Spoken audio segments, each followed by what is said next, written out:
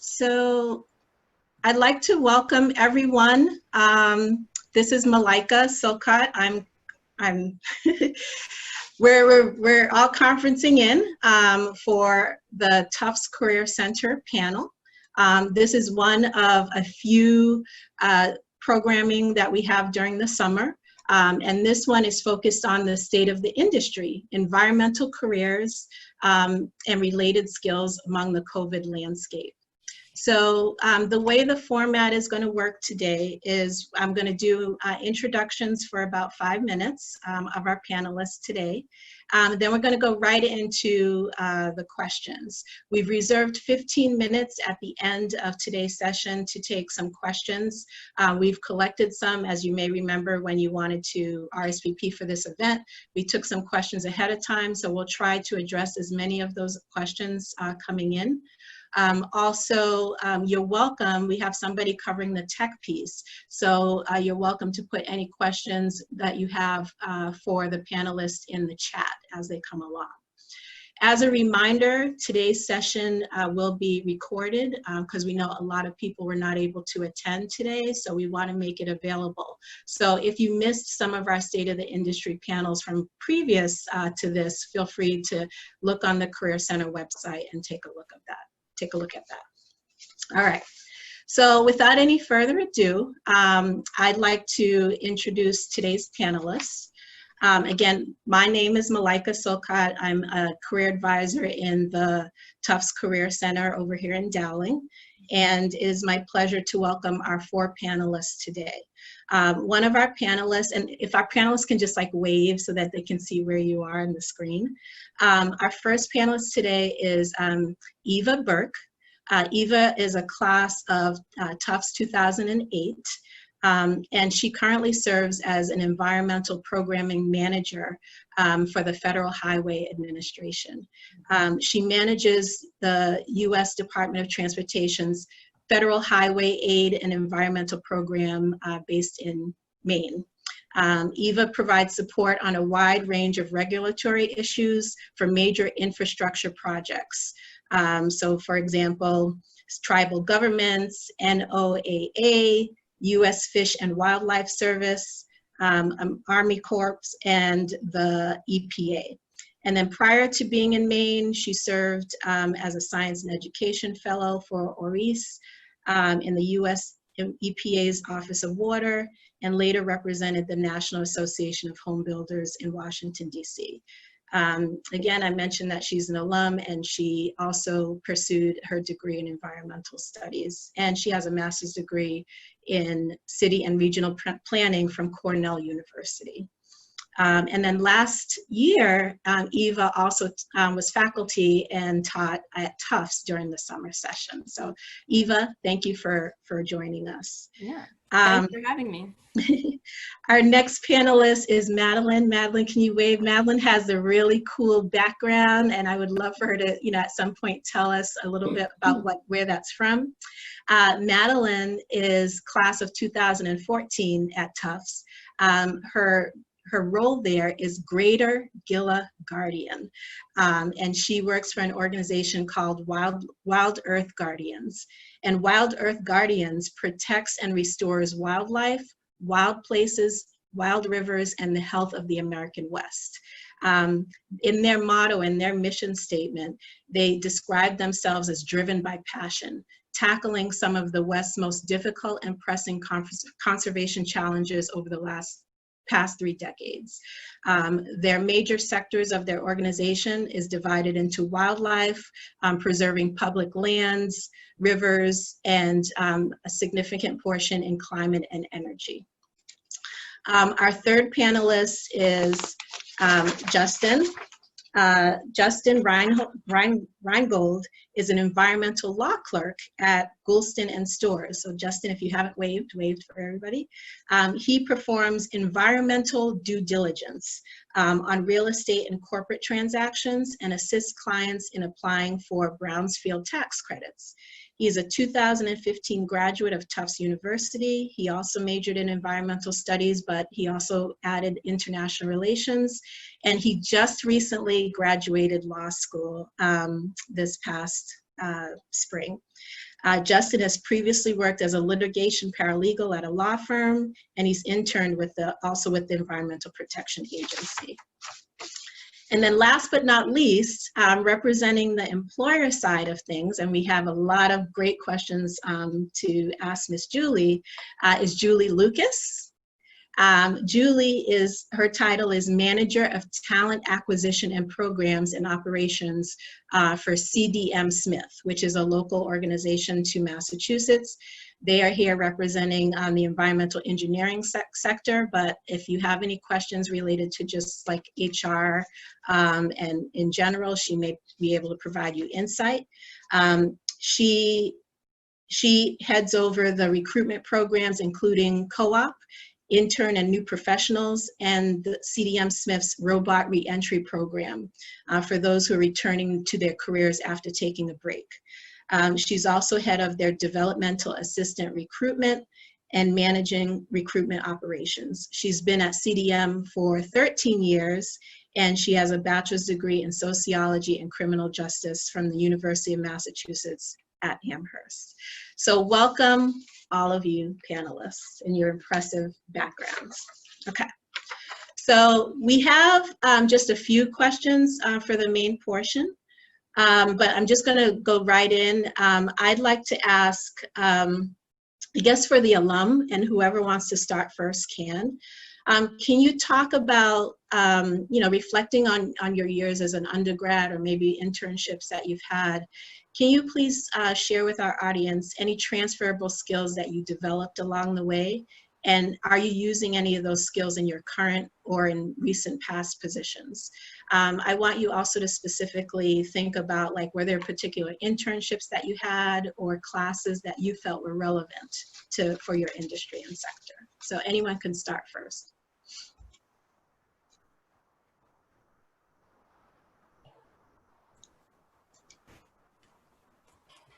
I saw Madeleine unmute first. You want to go first? Sure. Okay. And I'll quickly share the story of my baby badgers, which is I went on a donor trip to Yellowstone National Park and we saw baby everything, but my favorite were the baby badger kits.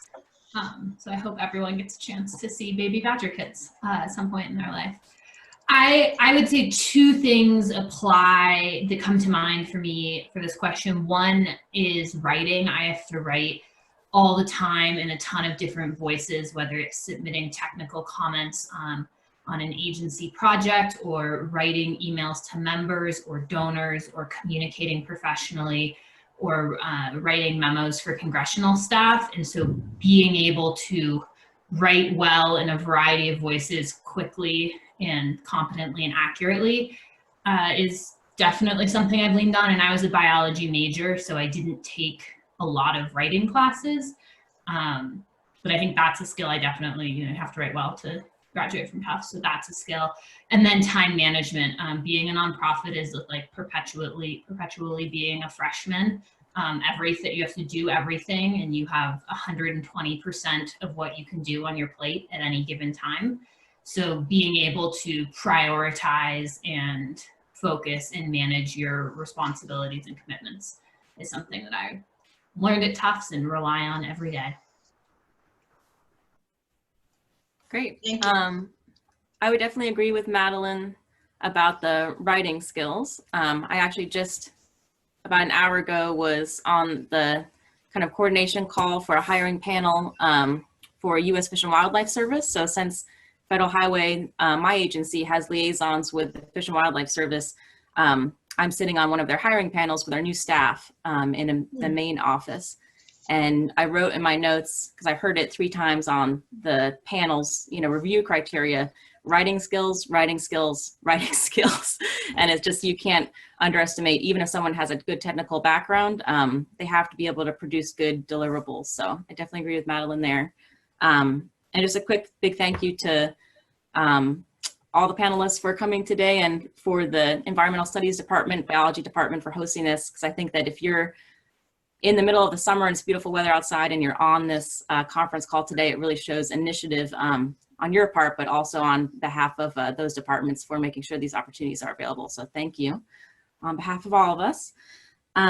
The second part I'd say for transferable skills at Tufts would be those classes that you might characterize as like workshop classes, or classes that have a component where you're doing a big project and it's a real world example. And you might have like a client that you're volunteering for, or it may just be that you're doing a theoretical, product for, like a policy review or a technical review, but you still produce something at the end of the day, and you've had to take into account real world issues that are happening at that time, whether it's at like the project level or a little bit bigger than that.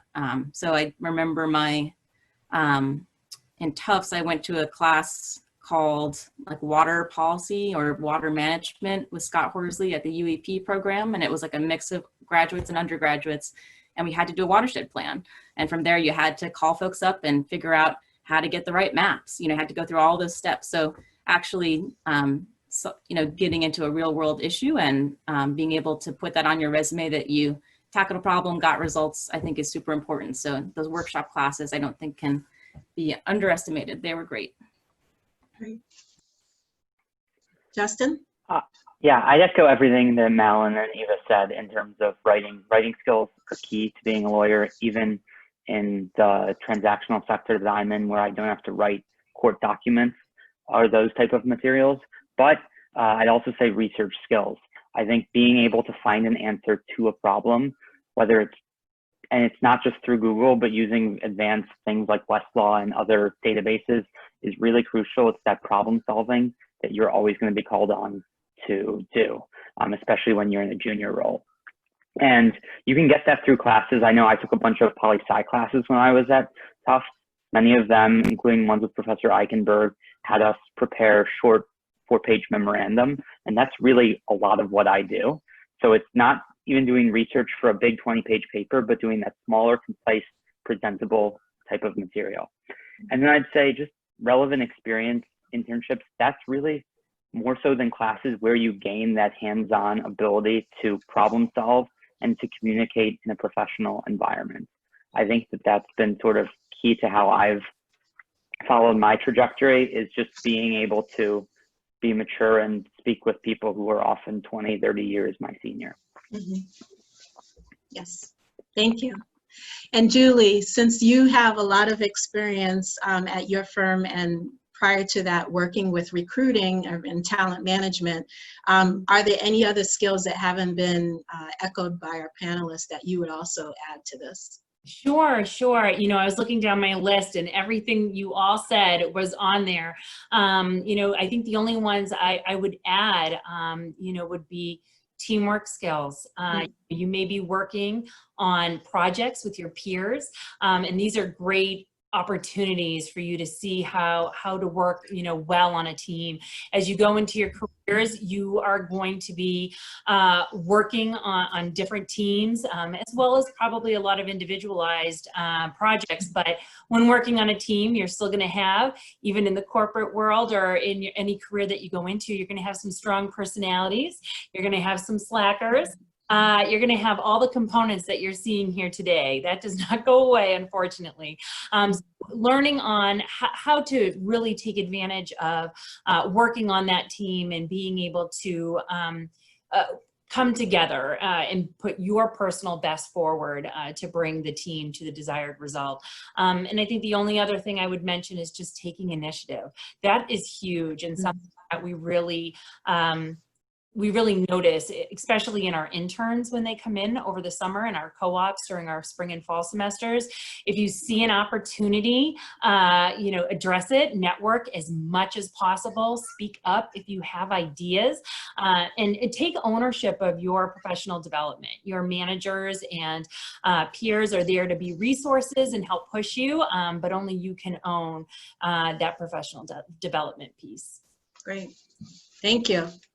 So I think one of the reasons, again, that we're having this panel during the summer is we wanted students to be actively engaged in things that they could do during the summer. I mean, a lot of our students, some students had internships canceled or their plans changed.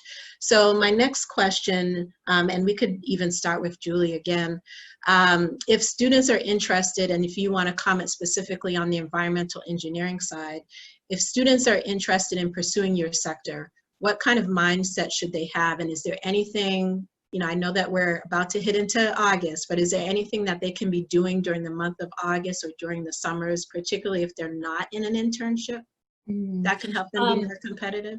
Yeah, absolutely. And as you just said, this is a competitive market. There's a lot going on.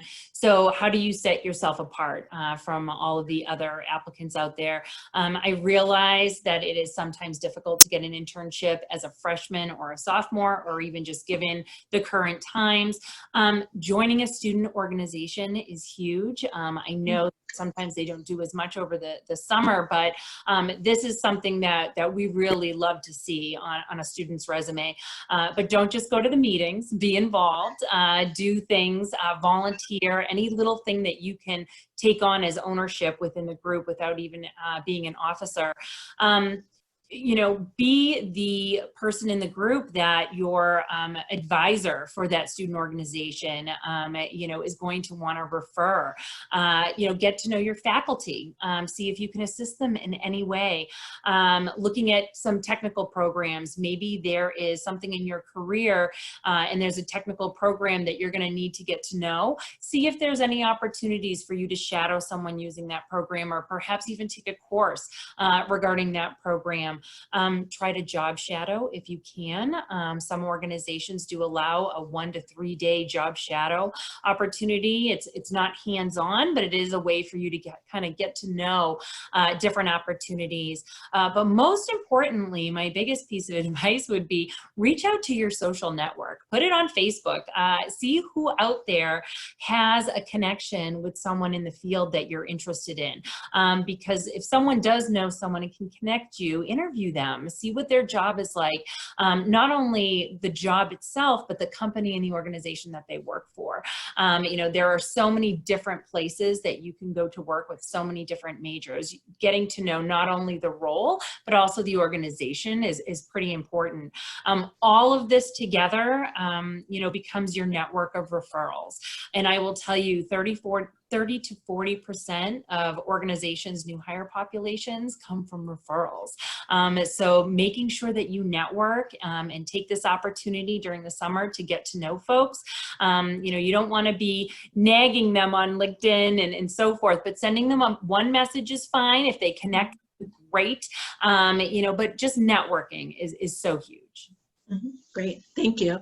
I'd also like to throw this question at Madeleine, and Madeleine, if you could explain the background as well. But I'm picking you as a person because in your sector, at least my vision of your sector is it's very kind of like you have to be present in the environment. And so I'm just wondering, how would you tackle this question in terms of how can students work on preparing for a career in wildlife or conservation, maybe remotely, or if they're not in an internship? I think there's two big things. One is work on an election campaign. All roads to conservation success lead through the political process, whether it's domestically or internationally. And just knowing how that beast works, even if you're not interested in politics, is incredibly important. And when I look to hire people or have volunteers or interns, that's one of the first questions I ask. And that doesn't have to be a presidential campaign or a congressional campaign. It can be for city council in the town you grew up in and you're just helping phone bank, just, you know, learning what it takes to actually win. And politicians are incredibly good at asking people for money, which is a huge part of working in a nonprofit, and building interpersonal relationships really quickly, which is key to being successful anywhere. And the other thing, which is a total 180, is to do some field work. So my job right now is not really conservation biology. It's much more policy focused, but all 3 summers at Tufts, I did field work on pika in the Jemez Mountains in New Mexico. And that A, gives me a lot of street cred with agency folks who I work with, and B, it lets me be a more effective advocate because I can more easily and readily look at a proposal or an environmental impact statement and kind of say this data or this method looks like crap, or it's not keeping with the best available science, which is a big part of my job, is telling the agencies I think you could be doing better, or you could be asking this question differently. And in terms of the place-based work, I think conservation's funny because some of it is so place-based and some of it is so process-based. And it's all about telling your personal story and why you want to be in that landscape working on that particular thing. So looking for experiences like the prior two things I mentioned that could give you those stories, or saying like, ever since I was a kid, I was really interested in orcas, and I know that I live in Kansas, but I'm going to work really hard on this because I am passionate about it. And being able to tell that story, I think there's a longer answer that involves sort of community-led and community-focused conservation. But again, that goes back to the campaign skills. If you can go to a community and organize a community and help them learn to self-advocate, that's a key component of any conservation campaign, whether you're working as a biologist or a policy advocate. Great, thank you. We have a couple more questions. I'm not necessarily going to ask each question for each, for every panelist, but Justin or Eva, is there anything that you would add to that in terms of what students could possibly be doing for the summer? I guess just really quickly, I definitely agree with everything that Madeleine said, especially for those informational interviews. Having a personal story is great. And I also agree with getting out in the field and getting, dirty first, making sure that you have some level of personal confidence about the environmental issue you're working on and you've seen it play out in the real world. That's incredibly important for a policy wonk like me who's worked in DC for 10 years and has now finally gotten back to my home state, Maine. I really want to work in the field first, and I did that for about 5 years. But for those informational interviews, it's hard to ask for what you can do between now and, August, September. But I'd say set goals is really important so you don't get, so your confidence doesn't start to wane, and be confident about the fact that you're reaching those goals. If you set up between now and then 3 informational interviews, that's excellent. And if you practice your own kind of pitch for why you're interested in the environmental field and what types of positions you're interested in and why, I think you're going to see an improvement over those 3 informational interviews. And when you ask your questions, I think it's important to make sure that you are not just curious about what the day-to-day activities are, but you're asking the environmental professionals out there what the big issues are, what are the problems, because we wouldn't need new candidates coming out of great programs like this if all the problems were solved. So every level of government, every type of nonprofit has different tensions right now, different issues, and getting folks to tell their career story and talk about those challenges, then you can come to your next interview by saying, I know these challenges are out there and I think I have the skills to meet them. That's a totally different candidate coming to an interview. Great. Thank you. And just a quick plug or just a reminder to all of our students that are an alum that are listening, you have access to the HERD, which is a mentoring database. So that would be a great place to start if you're looking to do what's called an informational interview, or some people call it a career conversation. So just like Ms. Birk just said, really thinking about what questions you want to ask ahead of time to make sure that that informational interview is effective for you. I just want to go maybe into the next question, and I'll have Justin comment on this first. So my next question is, how has your industry sector or organization been specifically impacted by the fact that we're in a pandemic?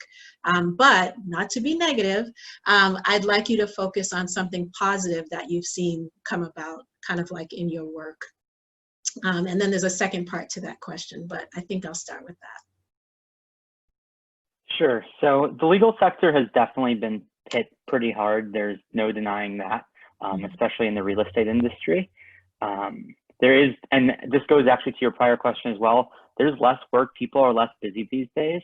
So now is a great time to reach out to environmental lawyers because they don't, I can say in the private industry at least, we don't have as much work.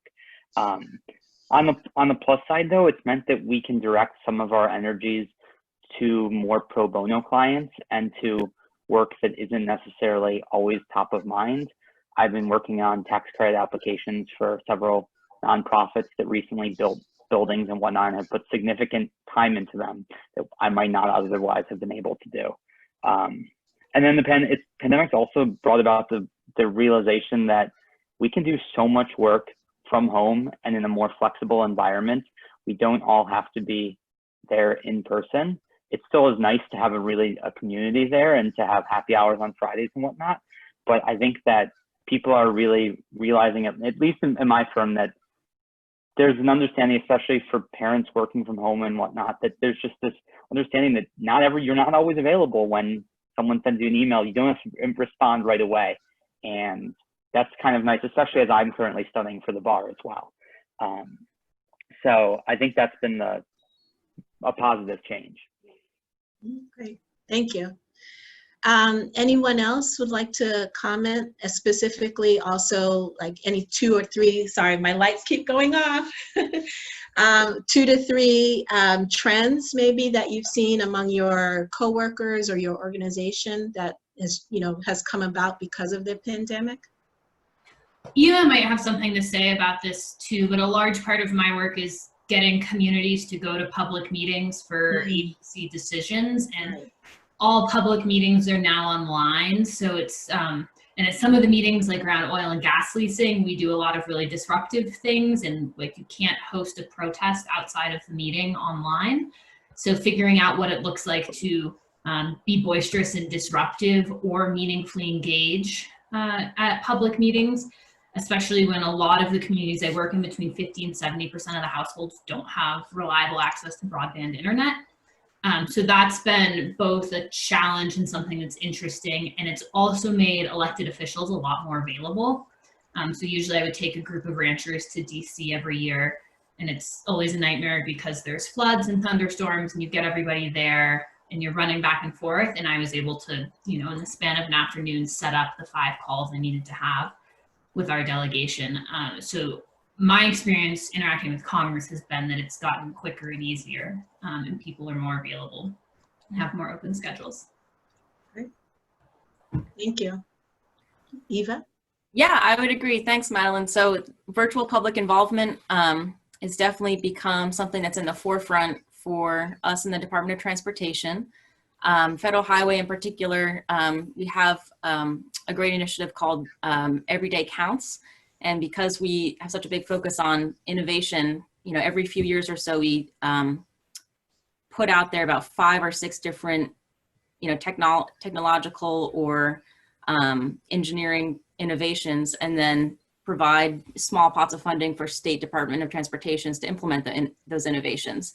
And even before the pandemic had occurred, we had just launched and deployed the virtual public involvement innovation. So we had little pots of money around the US for state DOTs to start experimenting with hosting public meetings virtually, seeing whether they got more input, less, what type of input, and hosting peer exchanges to have different states share that information with each other. So that's been a big change, is that I imagine a lot of that money was used very quickly by a lot of state DOTs scrambling to make every single one of their projects for which they need to do a public meeting, happen online.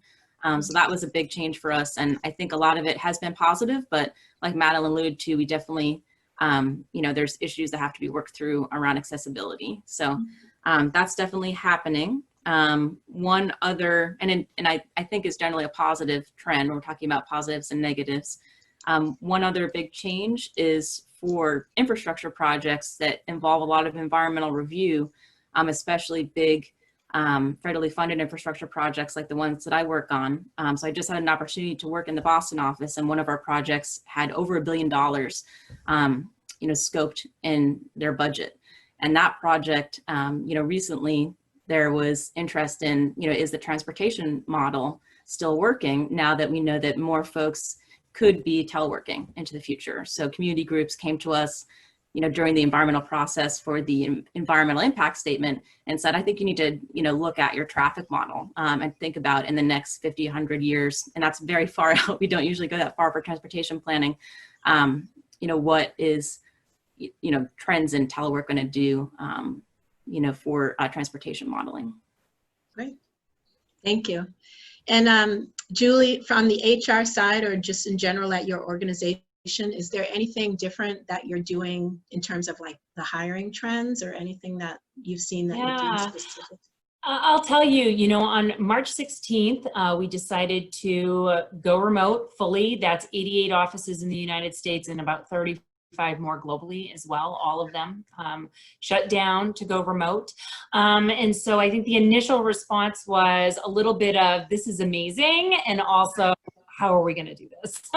And so I think after a couple of weeks of adjusting, people started to realize we can do this. We can absolutely do this remotely. So to kind of echo what Justin was saying earlier.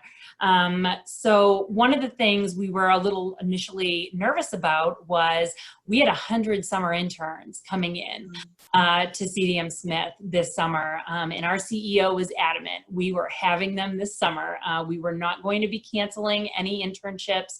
And so we worked with our managers and with our co-op and intern programming group to really make sure that they were going to have an amazing summer, even if it was remote. And we shipped out 100 laptops and got them to work. So they're just finishing up over the next couple of weeks. So it's been a great summer for them. So we learned that we could do this. We really could put our heads together and make it happen.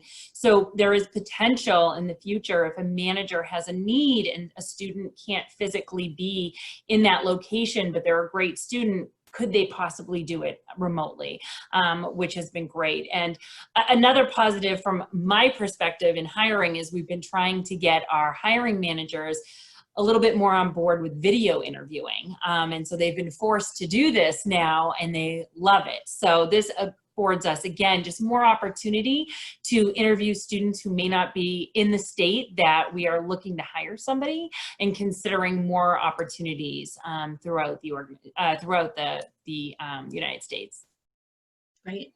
Thank you. I'm glad that you were able to keep the internship program. So that's were awesome. Very proud. Yeah. We were really excited, and the students had a great summer. Yes, very good. So I did not introduce Professor Orions, but I just want to acknowledge that Colin Orions is with us, and people can see his video. So I believe that this question was kind of from him as well. So my next question is, if you were to name one thing that current students can do to explore or engage in your industry sector. So we've already talked about informational interviewing, but like, are there certain resources or other organizations that they may want to watch? Are there new job titles or other sectors that you think are going to come about? I ask this question because our audience is not only people who are in environmental or bio majors, it could be people who are still exploring.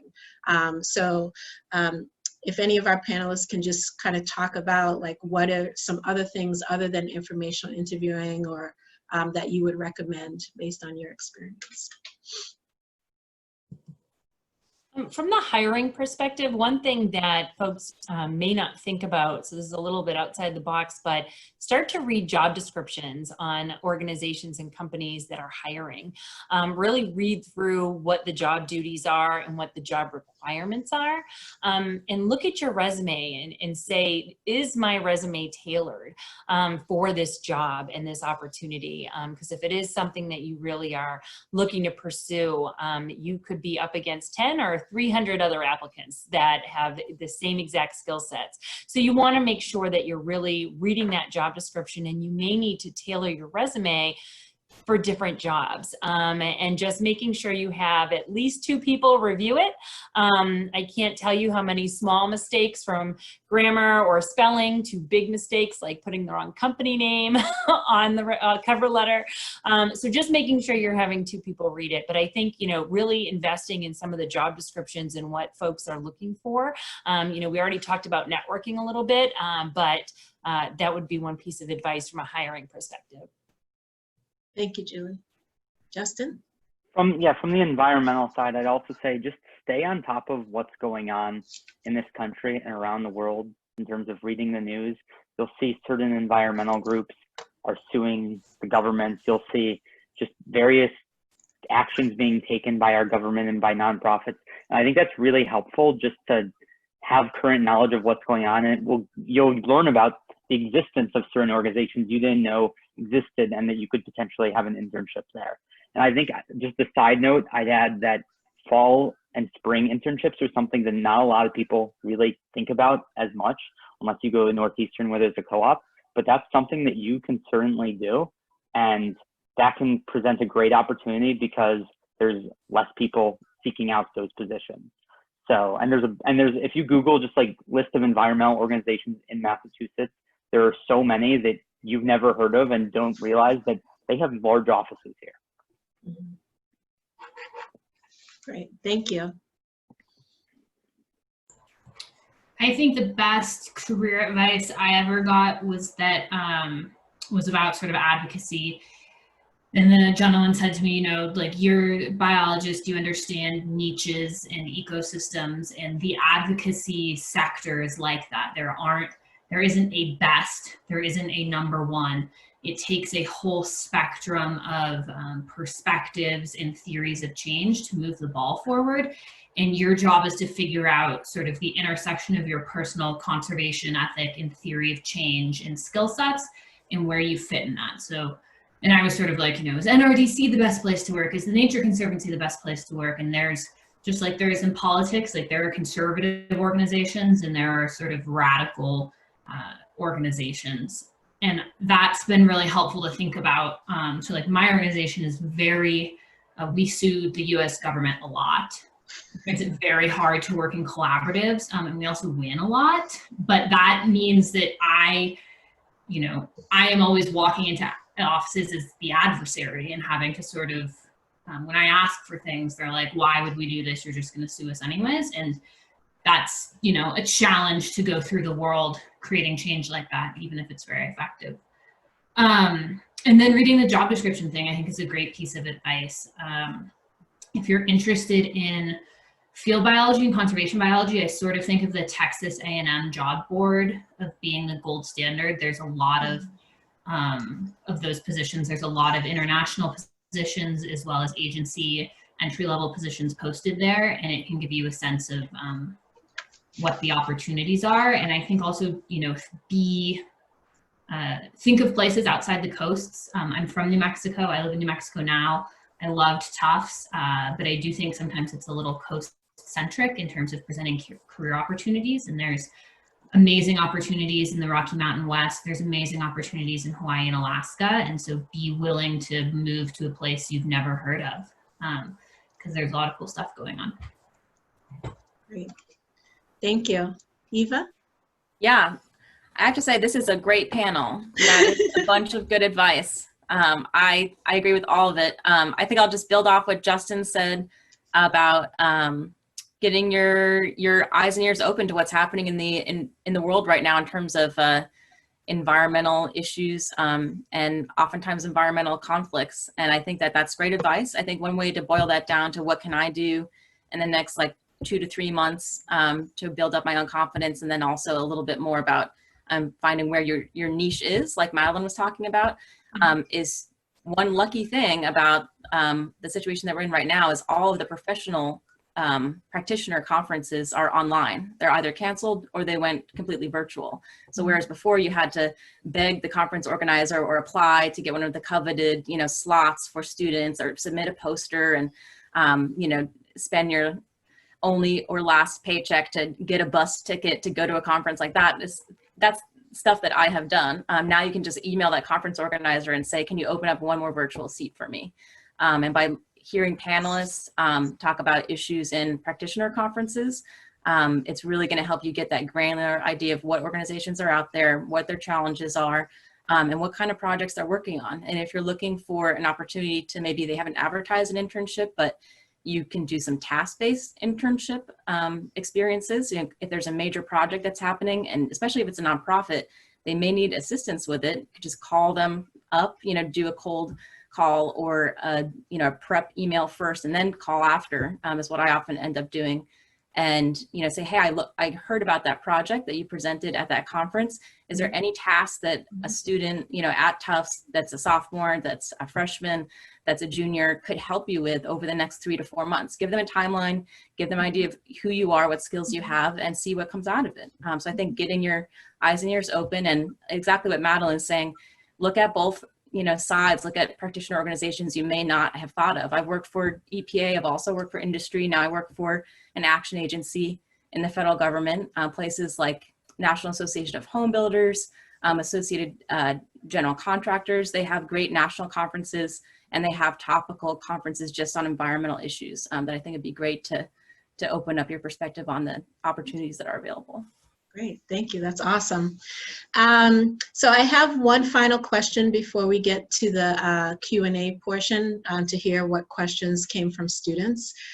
So we kind of already talked a little bit about workplace trends. Since I don't know who's on the call, but I know that there's probably some recent grads. Graduating into a pandemic certainly has its concerns. So I guess my last question is, can any of the panelists offer any advice for new graduates or people who maybe are shifting their focus and pursuing an entry-level role at your organization? What advice would you give them? I would say that if you are interested in eventually entering into the environmental law sector, be flexible right now. You don't need to go work for an environmental organization. You don't need to go be a paralegal. You don't need to have experience in the desired field immediately. Having just any general type of working as a consultant, working in marketing, just having professional experience, I think is the most critical thing. And in law school, you can definitely tell the people who go straight to law school from undergrad. And I would recommend just getting any experience. So being flexible. And then if you want to be a lawyer, if you get that science or engineering background, that is so helpful for your future work that you'll end up doing. I wish I, for one, had taken more classes in engineering or science when I was at Tufts. So definitely, I know you've probably heard that array, but just you don't have to follow there's no set path to get to where you want to be. Great, thank you. If you're interested in nonprofits, I would ask a lot of questions about what their funding status is and what their funding portfolio looks like. So a lot of nonprofits either closed or survived 2009 and readjusted what their funding looks like. So we're funded through a mix of foundations, major donors who give individual gifts of over $5,000 a year, and people who give $15 a month. And foundations are required to give away 5% of what they report on their 1099 from 2 years ago. So if and when there is a big dip in the stock market, it'll take 2 years from then until when nonprofits who are foundation funded really see a big contraction in their funding. And the biggest risk you take on going into a nonprofit field, because we don't pay highly lucrative salaries and there aren't bonuses, is being at a nonprofit that's not financially stable. And there's a lot of ground truthing you can do around that, and you can research them, and we all have to publish things and get audited every year. And I think that is a big thing I'd be looking at right now, and also asking for nonprofits like mine that have been around for 30 years, that have been through several financial upheavals, asking questions about, what did you learn in 08 and 09 that you are applying now, and what's your plan to remain fiscally solvent through the next decade? Eva? Okay, so if you're interested in federal government employment, I have, in typical federal government fashion, a bunch of acronyms for you, so get your pencils ready. But right now, there's a lot of direct hire opportunities at agencies, even if there may be not a lot of hiring happening on USA Jobs through fellowship programs and professional development programs, so they're kind of gateway programs. So the first one is the PMF program, Presidential Management Fellowship. That's, I apply to that. It's very rigorous, and the deadlines happen at, they're like a year and a half apart. I forgot the deadline 1 year and didn't make it to the final round the next year. So that's a pretty rigorous program, and very few people make it. So do not feel bad if you do not get accepted into that program, but still apply if you're interested in leadership in federal government. In Federal Highway, and our acronym is FHWA, Federal Highway Administration, we have the PDP program, the Professional Development Program. That is a great doorway to federal employment, with positions open all around the country and in Washington, D.C. You have to be a little bit of a little willing to be geographically flexible, but it is a 2-year training program that ends up putting you in a state office for a federal highway, and you get to experiment. You have some time in DC, some time in different states, and you work in a lot of different capacities within the federal government while you're doing that. Next acronym is, especially for DC location internships, fellowships, is the ORISE program. So it's ORISE, Oak Ridge Institute of Science and Education. Just had to look that up. That's the program that I did. You will see a lot of advertisements under recent graduates. A lot of them have a lot of technical requirements and background information. Don't get intimidated by that. If you're an environmental studies major and you haven't taken a great deal of lab classes, they're just looking for folks that can operate well and fill much needed positions right in DC. So definitely check out the ORISE website. And then the last direct hire program is with the U.S. Fish and Wildlife Service, and it's DFP, the Director Fellowship Program. And they are hiring a lot of positions right now. Great, thank you for those resources. And just as a reminder to everyone listening, this session is being recorded, so this will be available for you. And at this time, before we quickly take some questions from students, I'd like to introduce Susanna Kren, who is one of the staff members in the Career Center. And just a preview, to have her preview our website and kind of what changes we're making to it. The reason I'm asking Susanna to speak is because we're going to organize our website so it'd be easy for you to find some of these resources, should you want to follow up. So Susanna, if you're there. Yeah, thank you. Thank you for the free promo opportunity. We are super excited to be launching a new website this fall. And as pertains to people on this call, there's going to be, I believe the career community name is called Healthcare, Life Sciences, and the Environment. And the career communities are going to be just a great place for people with these shared interests to read blog posts, to get job listings that are tailored to your interests, internships. Well, like I mentioned, the HERD, to connect with mentors, alumni mentors from the HERD who will be piped into that community. So please stay tuned. Thank you for that quick commercial opportunity, Malika.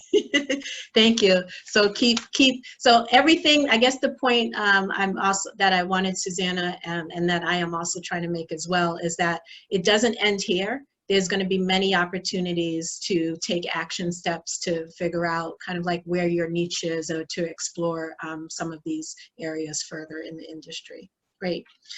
All right, so we have about 10 more minutes.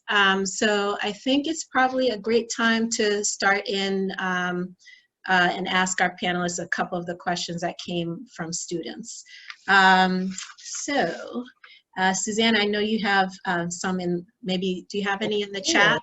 I do. Can you tell I was eagerly waiting to ask? Sure. What's great is I think the questions that have been submitted, you all have done a really good job of covering and kind of touching on things that people asked in advance when they registered. Another question that came up that I know we've kind of touched on a little bit, but let me see. Sorry, just reading my notes. If my academic background does not fit the desired opportunities, for example, and I'm looking at Justin because I know he said IR. For example, my primary major is IR, but I want to switch later on to biodiversity and conservation. The question is, in this case, and I think it's true for a lot of students who might not have an environmental studies major, what do you guys think about what's important from the perspective of a hiring manager or just someone working in the field? Is it necessary to do a master's program, or what's kind of the ranking of experiences versus a degree program versus just conveying your soft skills effectively? If people have any thoughts on kind of bridging that gap.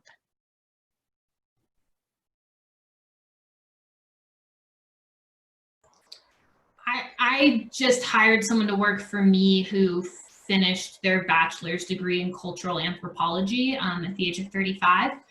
And they're working in a wildlife conservation position, and had spent the previous 15 years working in the restaurant industry. So and had one relevant internship.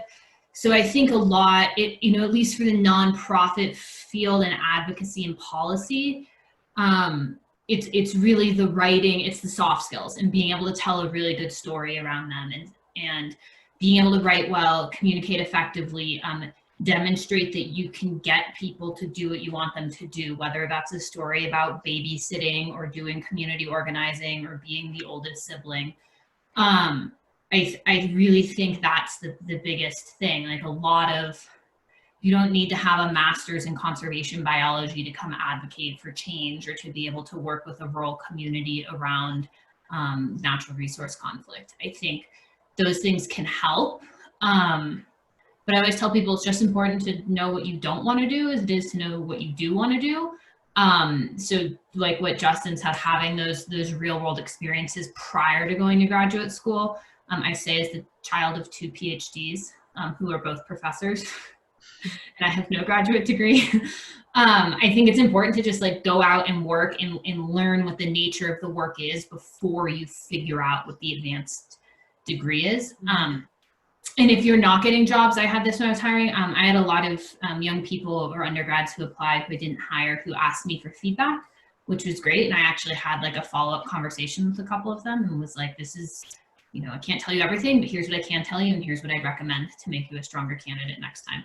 And the HR expert can speak to the correctness of that, but I thought it was very, showed a lot of initiative and was thrilled. No, that's something actually I would recommend. If you are interviewed and you don't get the job, we always tell students, ask for feedback. That is such a huge thing to do because you'll be able to get some real insight into maybe why you weren't selected and how you might be able to adjust for the next opportunity that comes your way if you can. And I think that coming from a recruiting background of 20 years, 13 at CDM Smith, but also I've worked in academia, I've worked for healthcare, and there can be some rigid hiring managers out there who know what they want to see and have very tunnel vision in regards to what they want to see. And the recruiter's job is really try to expand that a little bit. But that's where, again, I think my theme today is networking. It's really about just getting to know folks and getting, once folks meet you and get to know a little bit more about you. If you have referrals from a faculty member, from someone, an advisor of some kind, those are all the things that are going to help you, especially in those circumstances. Great. Susanna, I have 2 questions from what was submitted previously, but do you have any others that came across the chat? You're welcome to take the lead. Please do. Okay. All right. And I'm conscious of the fact that one of our panelists has a hard stop at 2 o'clock, so I want to get in at least 1 or 2 more questions. Go ahead. So one student asked, well, there's a lot of talk about being sustainable. So it's a 2-part question, but I'm just going to ask one of the parts. Can Eva or any other panelist talk about how can we use the COVID crisis as an opportunity for environmentally sustainable development? That was the question. That's a tough question. Yeah, I think that's a good one. I'd say, well, first from the last question, I'll say, don't be afraid if you're an IR major. I was an IR major too. Justin was an IR major. I think I'm the old fart on this panel, so I don't think you were even allowed to have environmental studies as your only major back when I graduated. So it's okay. But in terms of the COVID crisis and environmental sustainability, I think that whatever your take is on that, when you talk about it, you want to be able to start using good action verbs, right? So I've had a lot of informational interviews and a lot of candidates come in and say things like, I'm just interested in sustainability. I'm interested in, big shifts like, the COVID crisis and what's it going to do. So, I hope that, the feedback that I'm going to give you is, you can figure it out on your own. We can give you advice, but make sure you're using those action verbs to say, I think that the COVID crisis at the local level is going to do this, and that's my area of expertise. And here's some actual examples of what that means. So a lot of times you get interview candidates that are just generally interested in sustainability. And it's like, that's generally great, but that does not mean that you're going to get hired. So I think that for me, I'll answer that question in terms of my area of expertise, which is the federal level. We have great opportunities for, improved, consideration of environmental impacts and benefits when we're undertaking heavy duty major infrastructure projects, when more folks can get together online faster and easier. So part of the One Federal Decision process that now applies to major infrastructure projects in the US underneath the new executive order is that you have points throughout environmental impact statement where everyone has to kind of get together and agree on where the project is going. Now that's a lot easier when we're all online. Being in person is great, but for me, it's been a lot more comfortable to bring up, maps, charts, going through, really big technical information with representatives from the Army Corps or Fish and Wildlife Service that are hundreds of miles away. And me being able to do that and being comfortable collaborating and not just like presenting and listening in an online form, I think has a lot of, of good things to look forward to. And that also from the federal perspective, COVID, it has shown a lot of restrictions on state budgets as they, work through this crisis and allocate their funds elsewhere. There has been some federal funding made available through the CARES Act that our partner agency, Federal Transit Administration, has been administrating. But that means that when budgets get tight, state DOTs and agencies like us just have to get more creative on how to actually make sure that we deliver good infrastructure results. So I think that those are both, promising pieces. It's just another pressure on the system to continually, push us in more creative direction. Great. Hopefully I would love, this has been very active. I would love to continue the conversation further. I'm hoping that everyone that's still on the call got a lot of good resources of things that they can do right now, things that they can do next month, which is coming up. But, this again is not the end, but I am conscious of time. So at this point in time, I'd like to thank everyone and thank all of our panelists, Eva, Justin, Julie, and Madeleine, and our guests from the biology department, Professor Colin Orians, and Susanna for being part of today's session. Again, keep an eye out for the website. The Career Center, we're still open for appointments during the summer. If you want to know how to do an informational interview or follow up or network or things like that. Okay, so thank you again for your time, and have a safe and good rest of the summer, and thank you again.